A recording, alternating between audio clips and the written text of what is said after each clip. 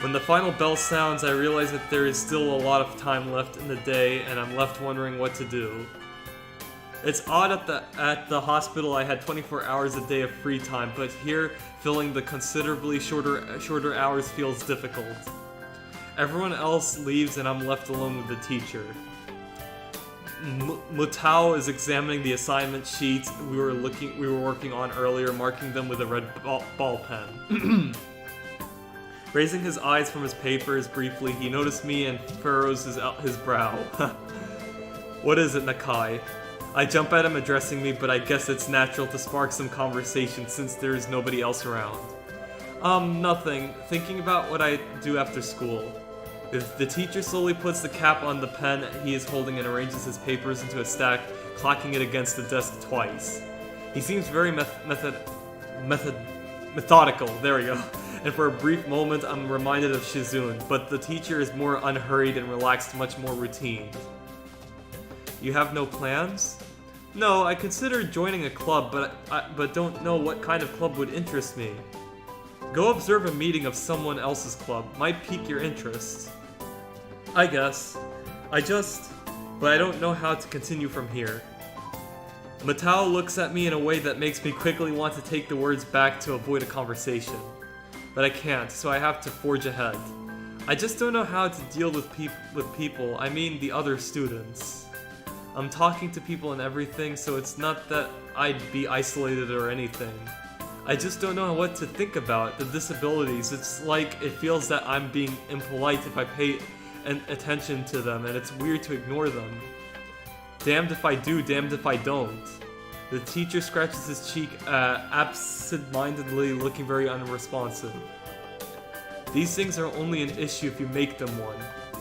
You can talk normally with someone even if they are blind or something. Try to look behind the superficial. There's not a single student here who isn't just a normal kid behind whatever they might seem at first glance. He says the same thing as Yuko did. I know they're right, but it's hard. How can you not consider, for example, Shizune's deafness when the only way to communicate with her is to talk through Misha? Or Hanako, it's not like you can ignore her face. But I'm interrupted by the door of the classroom suddenly slamming open. Oh god. Oh, of course. Teacher! Oh my god, this girl. Misha crashes in, hands straight in an enthusiastic greeting, her voice loud and lively enough to wake the dead from their graves. You know that, okay, I haven't noticed everything. I haven't really, remembered everything I read about this game, but I wanted... Does Misha have any disability, or is she just here to, help around? She's, the only... I did say in Warrior World, she's the only, normie, normal kind of girl that's in this game with no disability, so it's kind of interesting that she'd be in this place of all places, you know? I think she's just, I guess, a helper or something like that. I don't know. I mean, I need to find out more about this. Misha crashes in, hands straight. Oh yeah, her lively enough to wake the dead from their graves. All right. She starts towards the teacher's desk with her bouncing step, hands energetically swinging with the rhythm.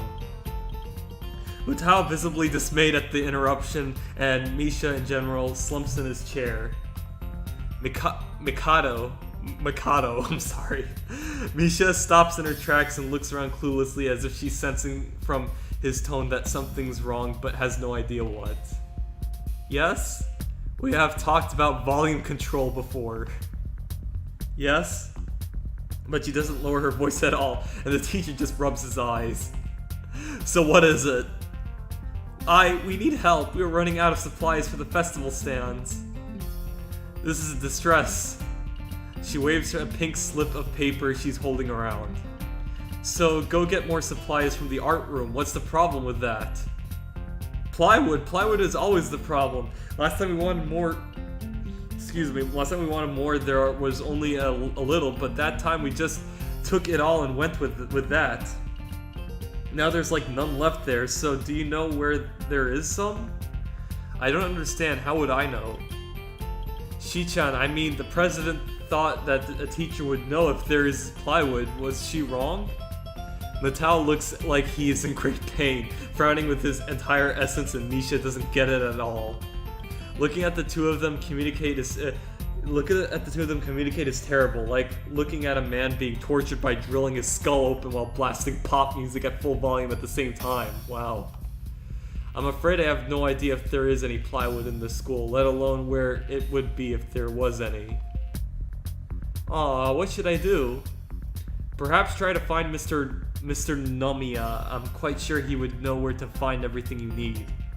You'd have to pry them from his cold dead hands, but that's a different matter. I don't have time, we were so busy.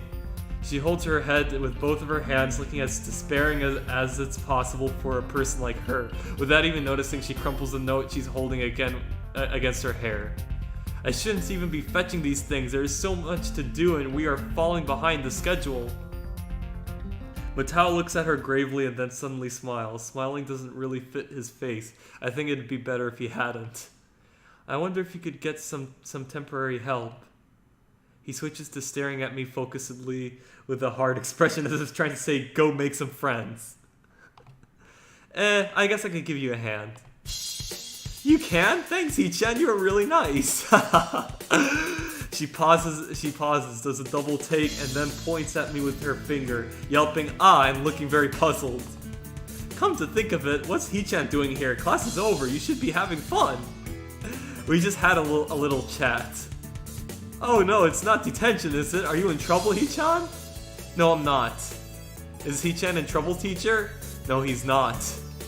Matao sighs deeply, and I feel that I have to help Misha to get her off the teacher's back. So, what do you need?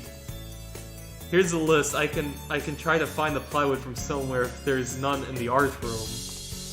She offers me the note she's holding. I take it, hesitating a bit. I said I'd help you, but this has no implications on whether I'm joining the council or not. Aww. Still, thanks, Hee-chan. Try to be quick. We are in a stalled building streak now. Now we must. Hurry, hurry, hurry. She bounces out of the classroom, leaving me and the teacher looking at each other with something that feels like a silent agreement. Well, there you have it, Nakai. You have something to do now. Oh, that's great. Please don't sound so smug. Looking at the list with a number of items ranging from paint to plywood, all written with small, neat handwriting that is undoubtedly Shizune's, I heave a sigh. I'll be going then. Waving the long list limply at the teacher, I exit to the hallway. Man, it sounds like he's just done with life or something. The classroom's closet to hours are designated belonging to classes 3-1 and 3-2 on the right side and 3-4 on the left side. Each door looking exactly the same. Isn't that in any like Japanese high school? The classrooms and stuff look the same? I mean, I don't know.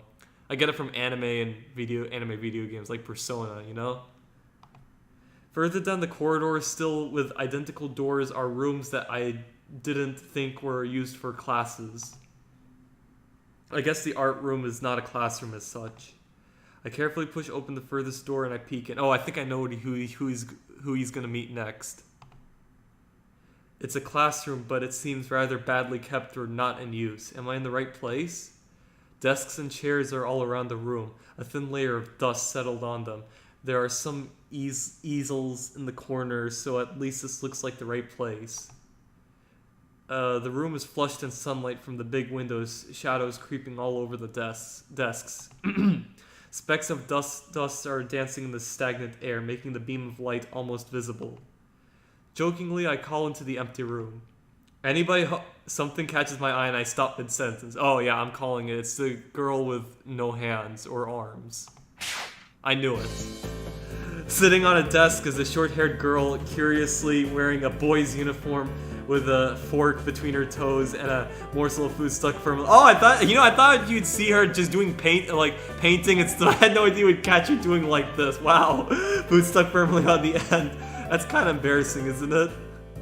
This odd way of dining seems to be caused by her apparent lack of hands, but her presence here is what takes me aback even more. How did I miss her before? She's sitting in a corner very still, but I still somehow took her as a part of the furnishing or a statue at first glance. I'm not being too observant today as a whole. The girl seems to be frozen in place, staring at me with her huge eyes like a rabbit in the headlights.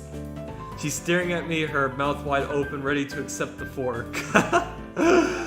I'm staring at her, my mouth wide open, suddenly remembering I didn't finish my sentence and trying to think if I should. Wow, that must be awkward, I have to admit. This weird stalemate keeps us both stunned into silence, punctuated only by the wall clock ticking rhythmically. Hello. Hello. The girl stuffs the forkful in her mouth and is now staring at me expectantly while chewing. This is a bit awkward. No shit.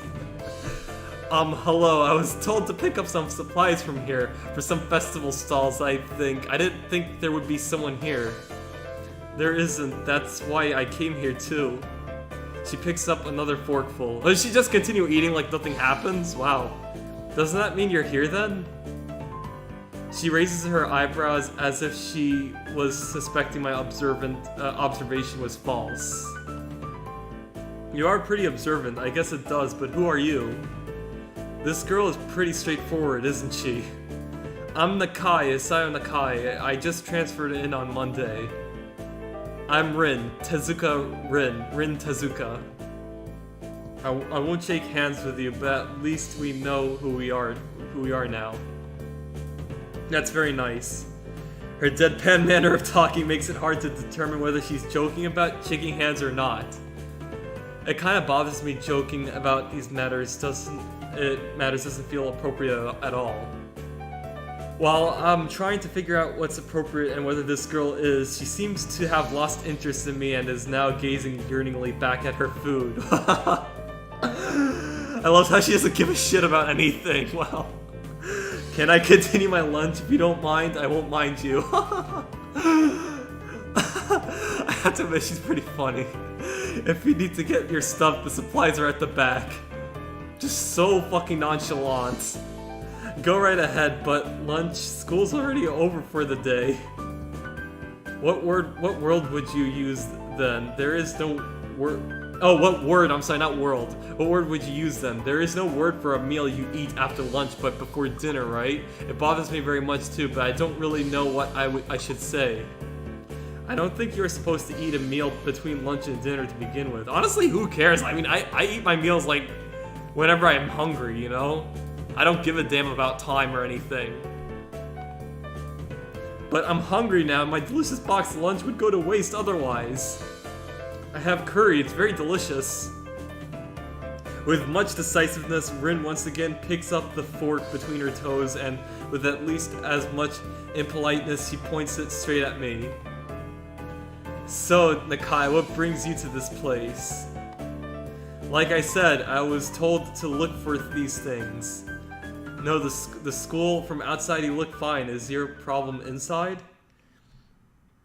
Excuse me, I come to a full stop, opening my mouth but not getting a word out. I can guess. I'm good at guessing, better than most people. Rin cuts me off before I can answer her question or skirt around it somehow. I don't know which I would have done.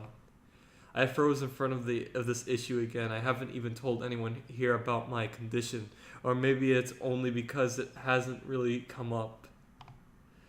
I do get the feeling that not making issues of this is a part of the social code here, as the teacher said. I wonder if the people here could relate. Probably not any better than any normal person could. I can't relate to Shizune's circumstances or Lily's either. Naturally, while I go through this in my head, Rin keeps considering what my condition could be, with an overtly contemplative look on her face. She puts her fork in between her lips and leans back, looking at the ceiling as if the answer was written up there. A beam of light illuminates her face from the window's side, creating a mask of dark shadow on the other side. I don't think it's anything in your head, and something in your guts would be boringly ordinary, like this lunch of mine, and less delicious. The problem must be in your pants. What is she implying? This messed up Sherlock Holmes kind of statement and the sheer lack of tact it was delivered with catches me completely off guard. Is it supposed to be a joke or something? Does she think I have a small penis? I think I might have reeled back even physically as Rin's eyes widened in revelation and astonishment. So I was right, there's something wrong with your tackle, isn't there? Still partially in shock, but recognizing the need to reply something, I spit out the first thing that I can think of. No, nothing like that. I have a heart problem, arrhythmia. Oh, okay, that's it. I got the pronunciation right, arrhythmia. I said it, more like blurted it out, but I said it. The girl in front of me purses her lips together and glowers at me, looking very disappointed. How boring. Trouble in the pants would have been much more scandalous. Really? Okay. What's with this reaction? I'm sorry to let you down. I forgive you. Just I collect people as a person with you know what, that kind of problem would have been really great. Collect people? People with different problems. Huh, so you just like go around asking people what's wrong with them? Pretty much. I see. With little left to say, Rin resumes her lunch and the conversation dies away, but I keep thinking about what was said. It's the first time I told anyone else about my condition. All the other people have either known about it already or heard about it from someone else. Oh wow. Or didn't need to know about it like every other student here so far. Should I have told it as a natural part of introductions? Is it expected of me? Hi, I'm Hisayo. I have a very serious heart condition. Is that how I'm supposed to go around introducing myself from now on? As if our disabilities would define us. What a disgusting thought. This is kind of strange. Like, he's been told about not to make a big deal of certain issues or disabilities and stuff, and then here he meets someone that makes an issue out of it, sort of. Or doesn't make an issue out of it, but just points it out, you know? This is a pretty interesting setup, I have to admit. Or maybe this Tezuka girl just has an unnatural interest in such things. I mean, I don't blame her. She's like armless, you know? As I walk to the back of the room to pick up the items on Misha's list, a chance opens to study Rin from the corner of my eye. Her hair is a burnt burn, I'm gonna say it this way, almost orange and cropped short. Long hair would probably be impossible with no arms. The boy's uniform and the lack of arms make her look very thin, almost scrawny. She's not particularly pretty except for her murky green eyes, which flicker restlessly from below her short bangs, even when she eats. The distance and the shadows make it seem like they don't reflect sunlight at all, but instead absorb all of it within them like deep wells. She moves her feet almost as deftly as a normal person would use their arms. However, I could see how this sight could discomfort people, especially while eating. It makes me feel a bit uncomfortable at least. I hesitate to think about the word unnatural, but it's too late now, isn't it? I keep searching the cabins and shelves for Misha's things, but after enough time passes, the silence grows too uncomfortable, so I try to force some conversation out of the strange girl. So, do you always eat alone and this late, or do you get the occasional visitor? Visitors? Maybe you are my first occasional visitor, but I don't always eat alone either. Excuse me. Sometimes I eat with a certain person on the roof if she's not horsing around. Horsing? She likes to do sports. Oh, she's talking about Emmy. Oh, and that's all I could think of to say. Both of us fall silent again as Rin forks the last bit of her meal to her mouth. I look down at my haul and double check it with Misha's list. It seems I have everything except plywood. So I think I have all the things now. That's very nice for you. Don't feel obliged to stay. I was about to take a nap anyway. You need to do whatever you are going to do with that stuff anyway, right? Or perhaps you like to watch girls sleeping. What is that supposed to mean? I'm not sure what to make of this, but Rin looks serious. Even if I did, I think I have to be going. I'll catch you around, Tezuka. You can call me Rin. I feel that our relationship is at this point good enough to warrant this much. I was already turning to make my exit, but she draws me back in. Fine then, I'm Hisayo. Then you are... Rin looks at me hard in the eyes, but that intimidating feeling you get when someone stares at you isn't there. It's like she's actually not looking at me at all. She blinks a couple of times and I can't figure out why a pause like this just popped between us out of nowhere. See you later, Hisayo. There's something like a tiny smile there in her face, maybe. I quietly back out of the room. As I shut the door in front of my face, I whisper to myself, what an intriguing person. From inside, I hear a muffled sing-song voice. I heard that! Oh shit, whoa. What did she hear? I thought at first it was Rin that said this, but wow, I was not expecting that. I jump at the sudden appearance of Misha, who I had not heard approaching despite the completely empty hallway. Somehow she had gotten to jumping distance of me without making a sound. Creepy. It briefly reminds me of Kenji's nutty theory about a global feminist conspiracy, but I pushed that thought aside. Shizune, standing slightly behind Misha, looks aloof, as she couldn't have heard the remark that drew Misha's attention, but Misha is visibly excited. No, wait, more importantly, who is in there? There's no club meetings today. She tries to curiously peek past me even though the door prevents her from seeing anyway. What are you doing here? You took so long that we had to come check what's wrong. That's no good, Hee-chan. She wags her finger at me scoldingly. I found plywood, but everything else is still missing because you are tardy.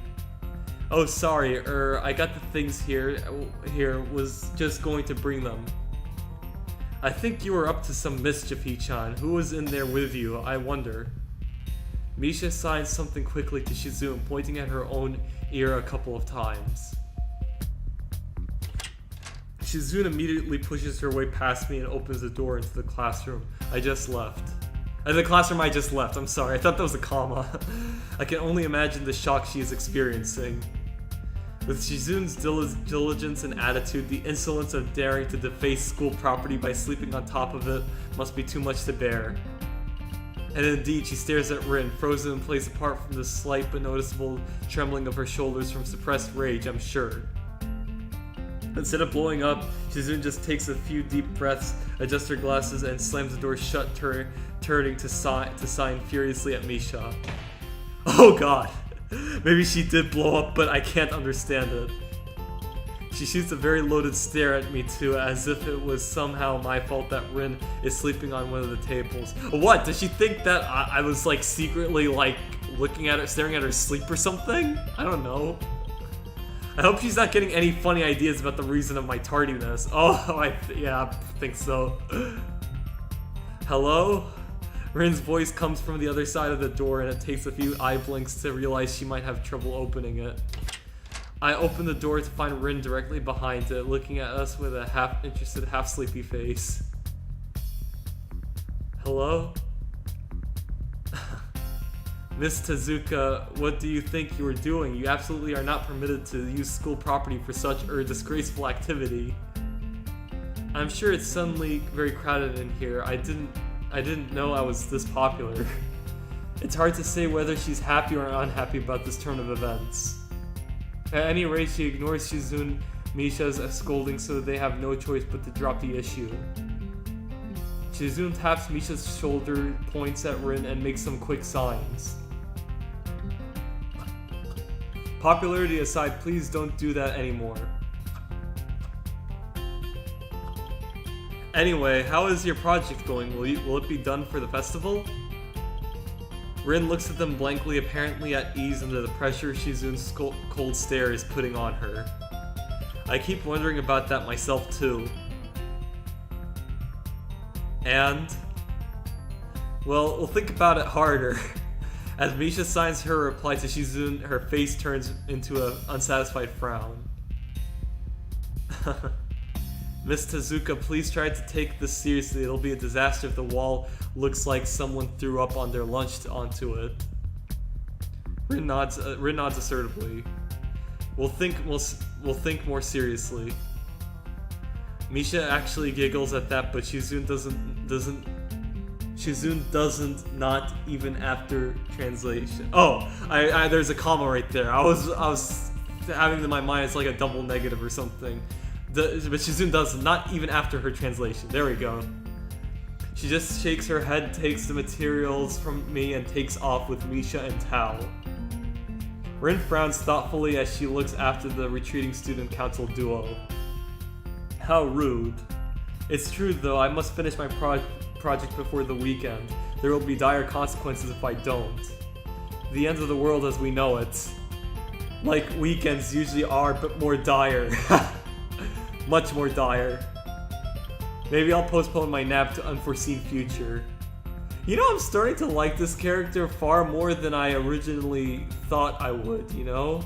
I am about to ask what project she has and what are these apocalyptical consequences, but she walks back into the art classroom. Since you have nothing to do, would you give me a hand? This paint can doesn't fit into my bag, but I need it. She kicks slightly at a huge can of paint that's lying on the floor next to the table she was sitting and sleeping on. It lets out a dull clang. Being the gentleman I am, I naturally pick it up. Heavy. Yeah, sure, where do you need to take it? Away. What? And with that, she takes off to the hallway, me and the paint can following, since there's little chore for either of us. Little choice of either of us, I'm sorry. The hallway is quiet and empty now with Shizune and Misha gone, so we two leave towards the stairwell at the other end.